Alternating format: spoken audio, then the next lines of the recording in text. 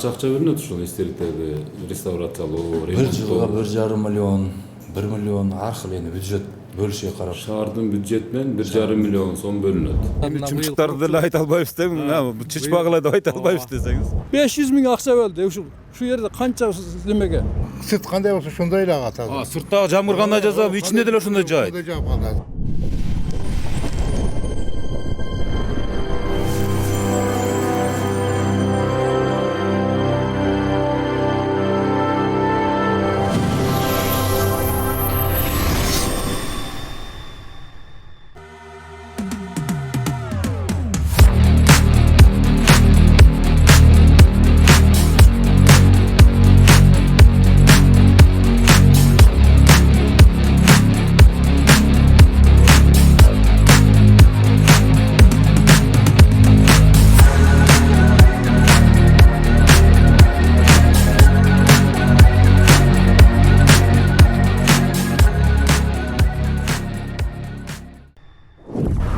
Assalamu alaikum урматтуу телекөрүүчүлөр. Эфирде Швега программасы жана аны мен Өмүрзак Азимкулов алып барам.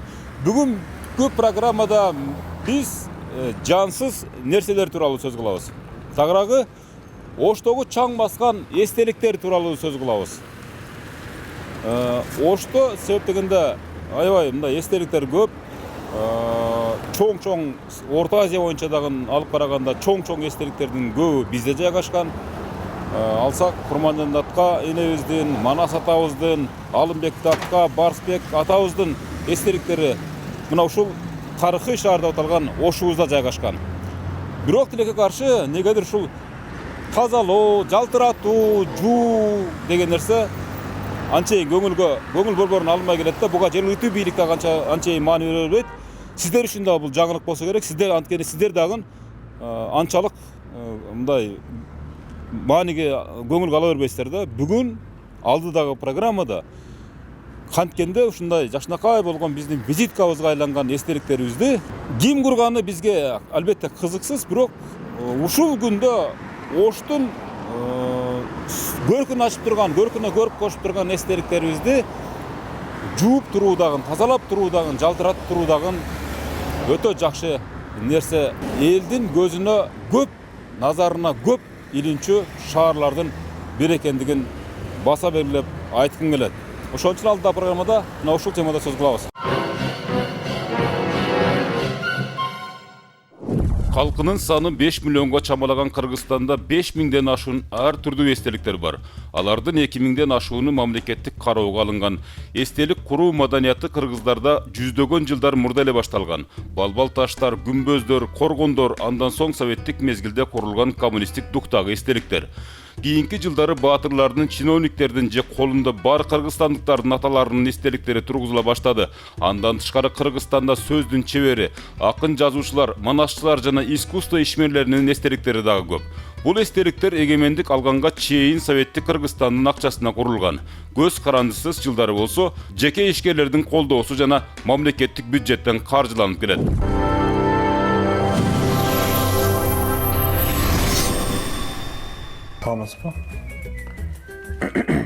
Канча эстелик бар шаар боюнча? Шаар боюнча 101 эстелик бар. Биз бул жолку чыгарылышта өлкөнүн экинчи борбору аталган Ош шаарындагы абдан таанымал эстеликтердин абалынан кабар алабыз. Тагыраагы түндүк түштүк, батыш чыгышын коргоп турган образдагы Манастын, Алымбек датканын, Каникей Курманжан даткалардын жана Барсбек атабыздын эстеликтери. Эстелик куруу абдан түйшүктүү иш, бирок аны реставрациялоо андан дагы татаал дешет атайын адистер. Ош шаардык муниципалдык менчик башкармалыгынын маалыматында шаардын өзүндө эле 100дөн ашык айкелдер бар. Алардын 8и комплекс болсо, 52 скульптуралык чыгармалар, 21 эстелик жана 20 бюст. Булардын баары муниципалдык менчик башкармалыгынын каттоосунда турат. Мекеменин тизмесине орто мектептердин короосуна коюлган эстелик жана бюсттар дагы кошулат. Бирок алардын көбү эскилиги жетип, азыркы заман үчүн маанисин жоготкондор. Дегеним айрым эстеликтерибиз эгемендүүлүккө, тарыхый сүртүмдөрүбүзгө туура келбейт. Бирок кандай күн болгондо деле ушул маселеге да арналып бюджеттен оңбогон акчалар кетип жатат да. Мына ушул максатта түз эле Ош мэриясына карай жөнөдүк. Эстеликтер шаардык муниципалдык менчик башкармалыгына тийиштүү болгондуктан алгач ушул тармакта 20 жыл бою иштеген Дасыккан адистин жообуна кенен чөнөн кулак төшөйлүк. Канча акча бөлүнөт ушул эстеликтерди реставрациялоо, Бир жылга 1,5 миллион, 1 миллион ар кыл эми бюджет бөлүшүгө карап. Шаардын бюджетинен 1,5 миллион сом бөлүнөт. Да, өткөн Ош жылы мэриянын, Ош мэриясын. Өткөн жылы 500 миң бөлүндү. Кичине жетишпей калды 500 миң. Эми бул художник реставраторлордун иштери сал кымбатыраак болот, өз билесиз. И материалдар ham ошого жараша. Быйыл 1,5 миллион бөлүндү. 1,5 миллион. Быйылга канчага смета бар, эми тендер беребиз деп турабыз да. Быйыл бир дагы ушул эмени көрбөдүк да, силердин ушул эстеликтерди жууп, тазалап, реставрация кылганыңыздардычы. Шаардыктар баары эле ушинтип айтат да, биз бир да эстеликти дейт, мындай бир жууп атканын же болбосо реставрацияласам быйыл көрбөдүк дейт да. Быйыл жылдын аягы болуп калдыбы, 2-3 ай калды. Эми 1,5 миллион сомду эмне кылып атасыздар? Мисалы үчүн кайга эми жумшатасыздар? жууп, биз жуубайбыз. Ошо ремонт болгондо оңдоп түзөө иштерин аткарышат. Но жууп, тазалап турушту мына зеленхозда эми техникалар болуп, постоянно ошолор карап турушат. Көрбөдүк десе энди билбейм, onun үчүн постоянно карап туруш керек. Бизде фото отчеттер бар. Баары. Фото отчетторуңуздар барбы 2022 жылда? Көрсөтө аласызбы? Мен чалайын, азыр жөнөтөт болору. Ким телефонсуз жөнөтөт? Сизде жокпу бул жерде? Жетекчиси катары? Жок, эми актпленканы бүттүк, эми фото отчетлерди алып, ошону тиркейбиз да. Махали оңдо успеть этпедик. Быйылкы сүрөттөр бар. Ошол сүрөттөрдү көрсөтпөйсүзбү? Кайсы жерлердеги реставрация кылдыңыздар? Ошо подрядчикке азыр чалайын жөнөтсүн. Подрядчиктер кылат эми, Да, подрядчик биз Тендерден утуп алат. берип, ошо тендерден Союз художников бар. Ошолор көбүрөөк бүтүшүп, өздөрү энди специалисттер ошолор. Ошолор аткарышат. Мына Токтогул паркынын ичиндеги эстеликтер боюнча айланасында чөп өсүп кеткендер, аяктар боюнча эми сиздер баягы суроону бюджет бөлөсүздөр да. Зеленхоздор менен Зеленхоз баягы көрктөндүрүү жашылдандыруу мекемеси менен атайын договор барбы сиздерде? Ичара. Биз Сиздер мисалы эстеликти ремонттоп, реставрация кылганды моюнга алатсыздар. Айланасында чөптөр, каралбай калгандарын ким? Зеленхоз алабы? Он Зеленхоз полный парк, сквер, ошондой жайларды биз келишим негизинде типовой келишим бар. Ыкчам башкарууга берип койганбыз. Зеленхоз карайт. Биздики только ошо эстеликти өзүнө оңдоп түзөп скульптурдун иши. Быйыл ошо 20га жакын кылдыңыздарбы ошондо? Бу жерде Лелинди комплекси, Вечный огонь, көп бар дагычы, бюсттар бар. Оңдоп түзөө иштери болду. Ошо 1,5 миллион сомдо жетпей калышы мүмкүнбү? Нет. Наоборот, өтүп кетет. Жетпей калышы мүмкүн. Ушу средний 1,5 миллион кетип калат да. 1,5 миллион кетип калат. Бир жыл карабай калса уже көбөйүп кетип калат. Ошон үчүн постоянно ошо карап, реставрация кылып, тазалап, андай кылып турулат. Плитасы түшүп кетет, эле өзү там кичине повреждение болуп калышы мүмкүн. Мисалы үчүн азыр сиздер ошо 20 эстеликти реставрация кылдык деп атпайсыздарбы? Ошого ошо 1,5 миллион сом короп кеттиби? Кетет. Кетип калдыбы? Кетип калды. Аз көрсөтүп бере аласыздарбы ошо кайсы эстеликтерди ремонт кылдыңыздар? Каерин эмне кылдыңыздар? На место чыкты дейсизби? На место чыгып. Онда Бүгүнкү тапшырма ошол. Сиздер эми ишиңиздер ушуда. да. Башка ишиңиз жок да. Мен Балдарыңыз бар. подрядчик чакырайын онда. Подрядчикти чакырын, мисалы кайсы жерин ремонт кылды. өзүңүз кошо жүрүңүз. Ол жерлерди ремонт кылгандарын сиз эксплуатациядан өткөргөндөн кийин кабыл аласыз, туурабы? Тендердин закону боюнча ошондой. Ошон үчүн азыр негизги маселе бүгүнкү биздин тема ушул эстеликтер боюнча болот да. Биз эстеликтерди кыдырып келдик. Чаң басып, ал жерлерде чын-чынына келгенде сиз айткандай кээ бир жерлер көчүп кеткен. Ошол эң негизги деп ушул биздин Оштун аркасы да, ушул методко бул жактан Барсбектин эстелиги, ар жактан Манастын эстеликтери мындай кароосуз калгандай эле сезим пайда болуп атат да. Эми ал жерде эми баягы гранит, баягы кафель-сафелдер басып бир аз жылдырап турушу мүмкүн, бирок муну жууп турат экен башка мамлекеттерде, мисалы Өзбекстанда ар бир эстелик өзүнчө мындай жалтырап турат экен да, мындай. Эми баягы чымчык булгап кеткен жерлери бар дегендейчи, мисалы ошогон туристтер келет бизге, мисалы эки жактан коноктор келет, паркка түшөт, тоого чыгат, же болбосо шаарды кыдырышат да, ошондой эстеликтерди көрүп өздөрүнүн бир терс пикирлерин билдирип кетишет экен да. Ушул боюнча 1,5 миллион сом которулса, ушул подрядчиктерге деле жакшы талаптарды коюп турсуздарбы? Мисалы эксплуатацияга өткүзүп атканда, мисалы сиздерди канааттандырып атабы? Ооба. Biz polnu barıp teşirip karap alabız.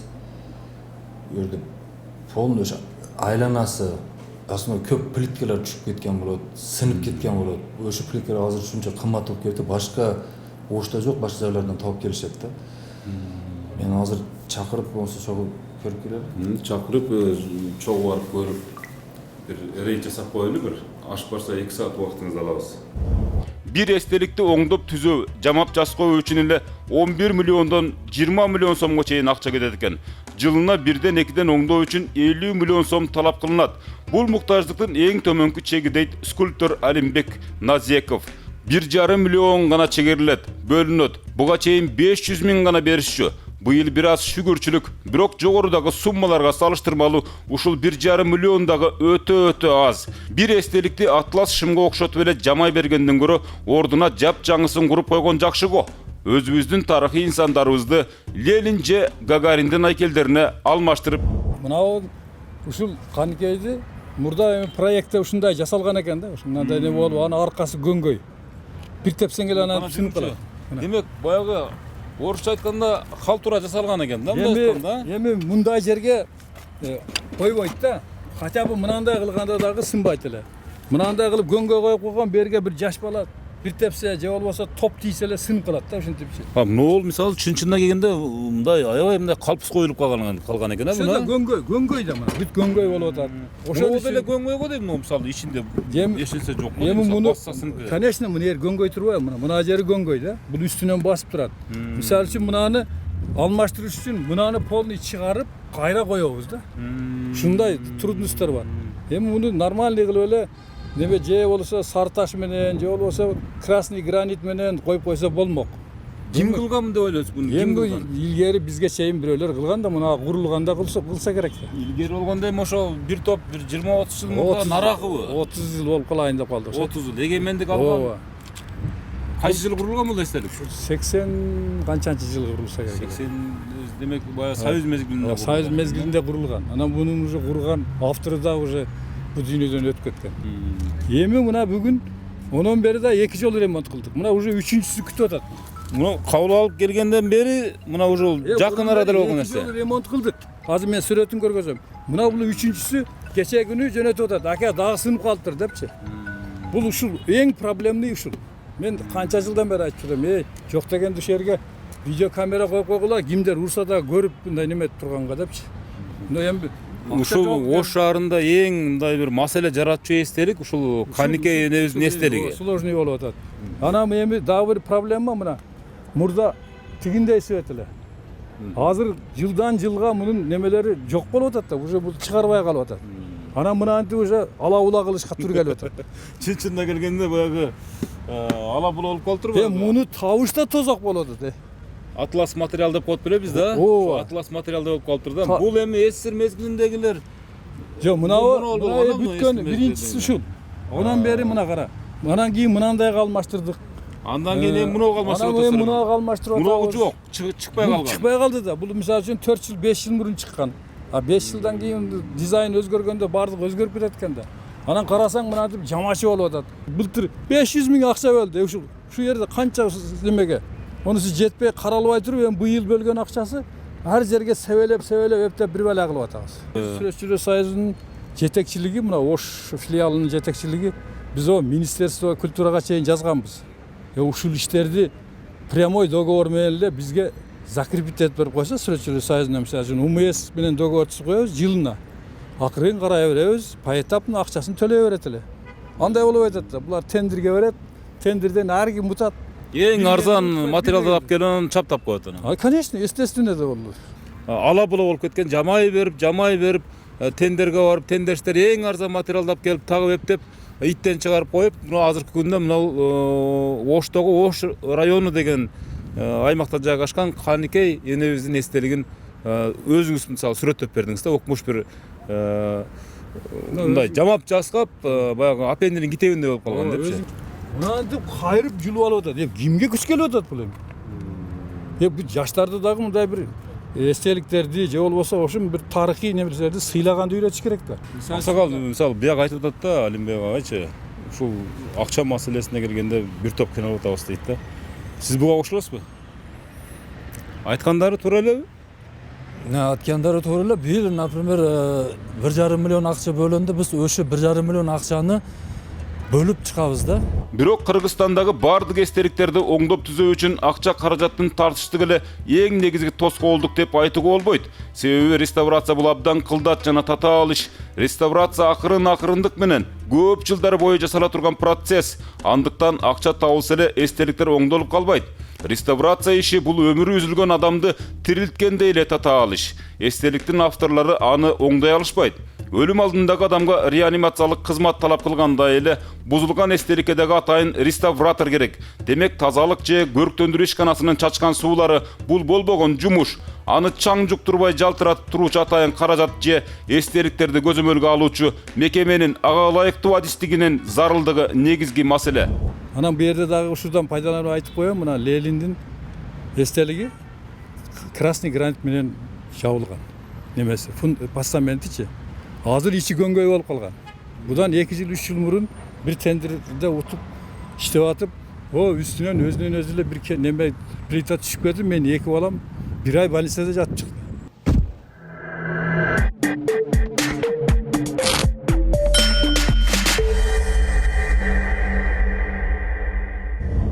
Атайын эстеликтер үчүн ушундай акча бөлүнөт деген статья жок. Биз ошол Негизи өзүбүздүн аймакта өзүгө тиештүү территорияны караган үчүн атайын тарификациянын негизинде каралат. Бул ошонун катарында эле эстеликтерди биз жууп тазалап коебуз өзүбүздүн аймагыбыздагы. бул эстеликтерди жуу боюнча, тазалоо боюнча, көрктөндүрүү боюнча акча бөлүнбөйбү сиздерде? Жок, бөлүнбөйт. Таптакыр бөлүнбөйт. Кошумча акча бөлүнбөйт. А бул ушул көрктөндүрүү мекемесинин өзүнүн бюджетинен жалпы кете берет. Жалпы эле ошол биздин аймактагы жанагы жашыл зонаны тейлегенге караган акчанын негизинде эле биз карап коебуз. Техникаларыңыздардын баары иштейби? Техникабыздын биздин 80% техника эски. Жүрүңүз көрсөтпөңүзчү, мисалы үчүн могул Кытайдан келген автобус окшойт. Бир кезде жанагы Жумадыл Исаковдордон бери карай алып карай турган болсок, миллиондорду чапчыган автобустар ушул да. Автобустар, бул автобустар эски, срогу өткөн. А ушу турушунда жүрөбү бирок? Жүрүп турат. Анан керек учурунда биз пайдаланып атабыз. Ошол зарылчылык үчүн, а так башка учурда туруп турат. Монтип култап коесуздарбы? Кулпуңуздар ушулбу? Мына зым менен култап коесуздарбы? Бул эми водительдин өзүнүн чыгармачылыгы, Бул мына ушул болсо керек, эстеликтерди жууа турган ушул машиналар болсо керек. Ооба, мисалы үчүн ручной кол менен жууй турган жерге ушуну менен жеткирип не кылып берет. Мындан башка дагы барбы? Бул жардамчы катары водовоздор менен, напор менен, мына ошол водовоздор напор менен эме алып берет. Эми айтыңызчы, мына ушу эстеликтерди демек 2 жолу жуу аздык кылат, э? Эми туура. Эгерде мисалы айына бир 2 жолу жууп турула десе, анда шаардан бюджеттен акча бөлүш керек сиздерге, туурабы? Эми туура эле. Туура эле да өзү негизи бул туура дегенге дагы болбойт, туурабы? Туристтер келет дегенде, коноктор келет, ага мисалы эстеликтер курулганда башка, 2 жылдан кийин башка эле светке өтүп калгандары дагы бар да, мисалы. Эми эстеликти жасаган сапатына да жараша болот да, мисалы. Сапатына да жараша болот. Кандай материалдан жасалган.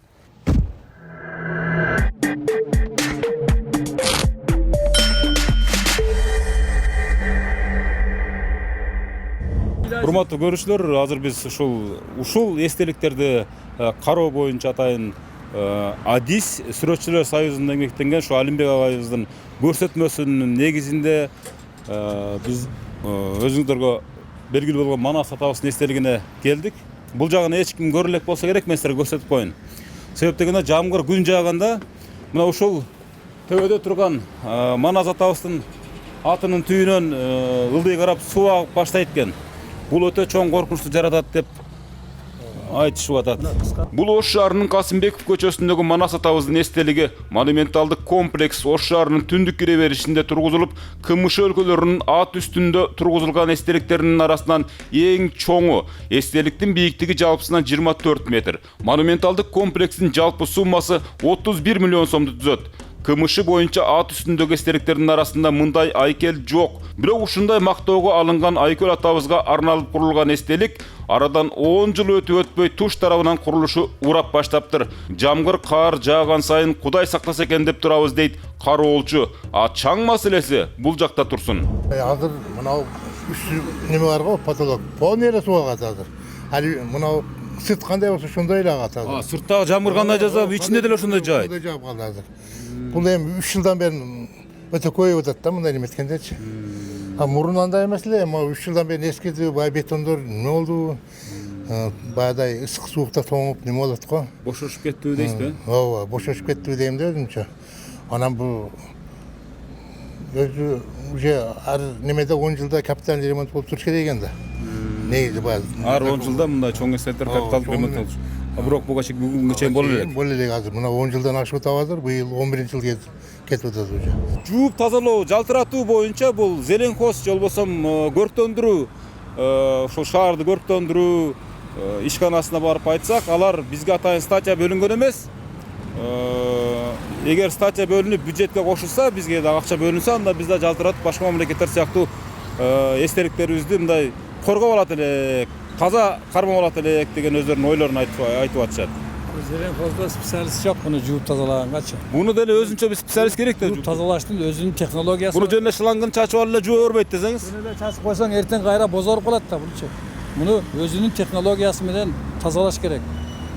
Ого специалисттер болуш керек. Эми колдон келишинче булардын объявить эткен тендердин негизинде жууп тазалап атабыз эми. Ар сапар эле бардыгын жуурганга неме возможность жок да. Биз эми мынау подмет кылып, мындай көрүнүшү жакшыраак чыксын деп Метке окшоштуруп койгонсуздар буну. Метке окшоштуруп койгонбуз да. А бул мет эмес бирок. Жок, бул мет эмес. Мет. Ана мет. Барсбек өзү мет. Атабыздын эстелиги мет. Мет. Бул мына солдаттар бетондон эле куюлган. Эми муну ошол ар ремонт кылганда ошол немеси Бирок отчетко мет болуп кетип калган эмеспи дейм. Метке окшош турса. Жок, муну карай айтам да, мына мисалы метке окшош турат да мисалы. Эми буну экөөбүз мисалы азыр мен сизден угуп, сиз билесиз мага чейин. Мен эми тонировка деген жазылат, о тонировка мет эмес ал. Мет эмес ал. Элестеп ал мет кымбат турат ал. Мет кымбат турат. Естественно да. Азыр бир лист мет өзү 15 миң ушундай турат. Казаныңда болсо чөмүчүңө чыгат да, мынтпесе болбойт экен да. Булар деле Чөмүчкө канча чыкса ошону алып кылып атабыз деп. Кылып атабыз. Ограниченный экен да булардын деле возможность. Урматтуу көрүүчүлөр, биз азыр ушул Курманжан Даткай энебиздин эстелигине келдик. Башка эстеликтерден эң сапаттуусу десек деле жаңылбайбыз турабы алимбеке? Биз тарткан 3-4 эстеликтен 3-4 эстелик бул шаардагы эң баягы чоң мындай маанилүү эстеликтердин бири болот. Айлана тегереги жакшы эле кооздолуп, жакшы эле баягы жайкысындагы, жазгысындагы күзгө чейин гүлдөр менен мындай орончулган турат экен да. Бирок ушул негизги маселе ушул эстеликтерге чапталган ушул материалдардын арадан бир топ жыл өткөндөн кийин түшүп кетүү коркунучу, ажырап кетүү коркунучу, сынып калуу коркунучу пайда болот экен да.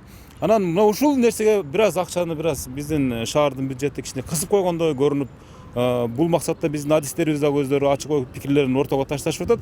Ошондуктан мына ушул биздин шаардын визиткасы болгон эстеликтерибизге мындай акчаны аянбай жалтыратып жакшынакай кылып туруп карасак, ушул Ош шаарыбыздын эле көркү деген пикирди айткым келип атат.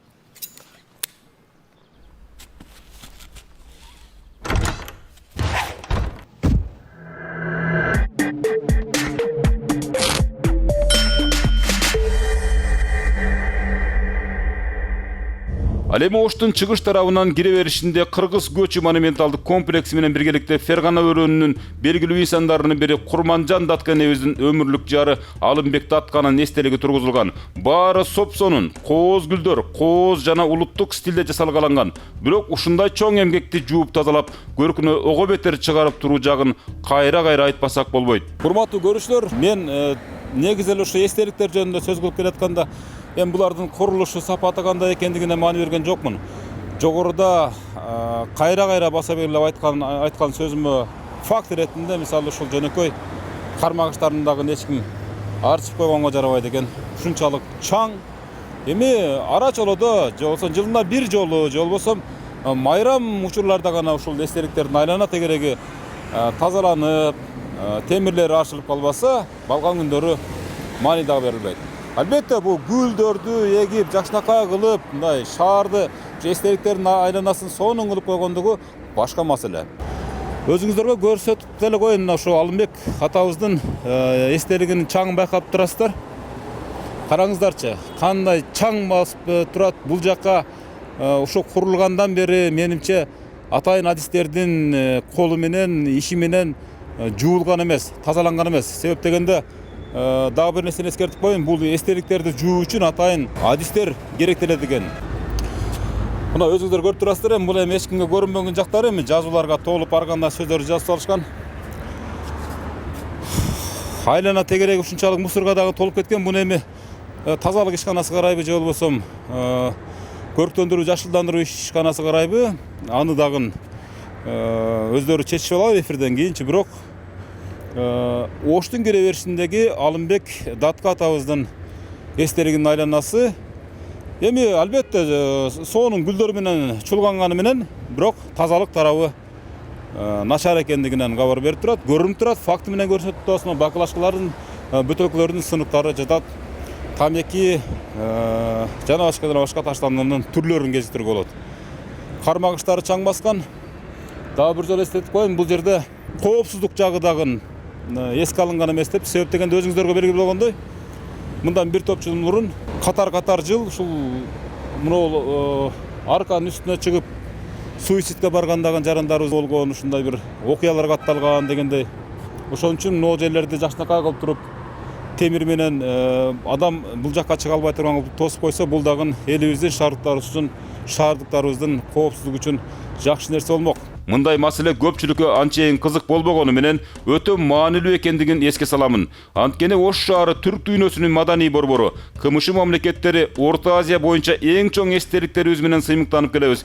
Бир жылда бир ирет жуулса жуулуп, жуулбаса чаң басып, өң келбетин жоготкон эстеликтерибиздин маселесин Ош мэриясы карап, көңүлгө алып койсо болмок. Муниципалдык менчик башкармалыгы биз эстеликтерди оңдоп түзүүгө гана милдеттүүбүз. Аны көрктөндүрүү ишканасы чырайына чыгарып туруш керек десе, жашылдандыруу мекемеси болсо бизге жаратылуу акча бөлүнбөйт.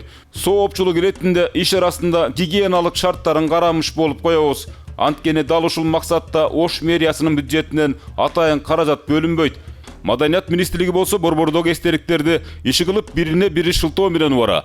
Канткен күндө дагы бетибизди таза жууп жүргөнүбүз жакшы го. Анткени эстеликтерибиз биздин жүзүбүз, тарыхыбыз. Баары бир шибегени капка ката албайбыз. Ошон үчүн урматтуу шаардык мэрия ушул нерсеге да көңүл буруп койсоңуздар, шаардын эле эмес, эстеликтердин жалтырашы дагы биздин шаардыктар үчүн эле эмес, Кыргызстан үчүн дагы өтө маанилүү деген ойдо бүгүнкү программанын жыйынтыгында ойлойбуз, кийинки жылдын бюджетине ушул иштерди, ушул жумуштарды кошот деп турабы. Жакшы туруңуздар. Дейт Бул анекдоттун назары жок экен, красавчик. Жок, бул анекдот эмес. Коркунучтуу окуя болчу. Вас приветствует строительная компания «Пикстрой». В данное время у нас идет строительство жилого комплекса «Ривер Парк», который находится по адресу город Ош, улица Ленина, 188. У нас очень хорошая инфраструктура, рядом находится парк, детский сад, школа, а также все современные удобства для жизни. Также имеется возможность оформить беспроцентную рассрочку на 24 месяца. За дополнительной информацией ждем вас в нашем отделе продаж.